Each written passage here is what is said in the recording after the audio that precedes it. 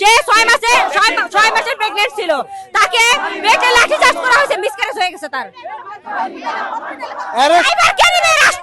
রাষ্ট্রকে দায়ভার নিতে হবে অবশ্যই। রাষ্ট্র আমাদেরকে সুপারিশ প্রাপ্ত করে এখন কেন নিয়োগ থেকে বঞ্চিত করলো? এর দায়ভার অবশ্যই রাষ্ট্র সুপারিশ প্রাপ্ত করার আগে ভাবতো, তাহলে কেন আমাদেরকে সুপারিশ প্রাপ্ত করলো? কোন সংবিধান আমাদেরকে বাতিল করছে? রাষ্ট্রের কাছে আমাদের প্রশ্ন। তারা আমাদের রেজাল্ট দেওয়ার আগে ভাবতো কোন ভিত্তিতে রেজাল্ট দিবে, এখন কেন বাতিল করলো? এটা রাষ্ট্রের কাছে আমাদের প্রশ্ন। এটা আপু সেন্সলেস হয়ে গেছে, বমি টমি করে খুবই খারাপ অবস্থা। উনি হসপিটালে আছে এখন, 4-5টা ভাইয়া হসপিটালে আছে, তাদেরকে প্রচুর পরিমাণ পেটাইছে, 4-5 জনকে ধরে নিয়ে গেছে, এখনো তাদেরকে ছাড়ে নাই।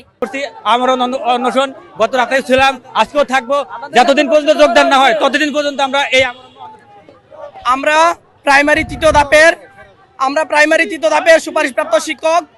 আমরা আমাদের ফাইনাল চূড়ান্তভাবে সুপারিশপ্রাপ্ত রেজাল্ট দিয়েছে 31 অক্টোবর। আমরা এখন 5 ডিসেম্বরে জয়েনিং এর কথা ছিল, হাইকোর্টে কিছু কুচক্রী মহল রিট করার কারণে তাদের 31 জনের কারণে আমাদের 6531 জনকে বঞ্চিত করেছে। হাইকোর্টে রায় দিয়েছে, এই বৈষম্যের রায় আমরা মানি না, বুঝছেন? এই বৈষম্যের রায় আমরা মানি না। আমরা অতি শীঘ্রই আমরা যোগদান না হওয়া পর্যন্ত এখান থেকে যাব না। আমরা ওখানে কোনো সমাধান পাই নাই।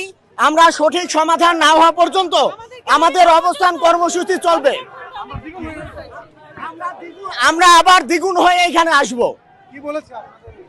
আমাদের কোনো প্রকার আশ্বাস না দিয়ে আমাদের শিক্ষকদের লাঠি চার্জ করেছে, আমাদের শিক্ষকের গায়ে হাত তুলেছে, আমাদের বোনদেরকে নিরস্ত্র শিক্ষকদের উপর হাত তুলেছে, আমাদের বোনদেরকে লাঠিপেটা করেছে, তাদের গায়ে হাত তুলেছে। এক বোনে শুনছি লাঠি দিয়ে তিনি প্রেগন্যান্ট ছিলেন, তার বেবিকে অসুস্থ করেছে এবং সে এখন মেডিকেলে ভর্তি। 6 মাসের প্রেগন্যান্সি আমরা আশঙ্কা করতেছি, ওনার তলপেটে ব্যথা এবং ওনার বমি হয়েছে, আমরা গর্ভপাতের আশঙ্কা করতেছি। উনি কোনো ট্রিটমেন্ট নিচ্ছে না, উনি কোনো সুরাহা হওয়ার আগ পর্যন্ত ট্রিটমেন্ট নিবে না। এখন এখান থেকে আমাদের অফিসার স্যাররা ফোন করছে ফিজি হসপিটালে, যাতে উনি ট্রিটমেন্টটা নেয়, ওনারা রিকোয়েস্ট করতেছে। আমরা শুধু আমাদের নারীর অধিকার চাই, আমাদেরকে কেন সুপারিশ প্রাপ্ত করা হলো?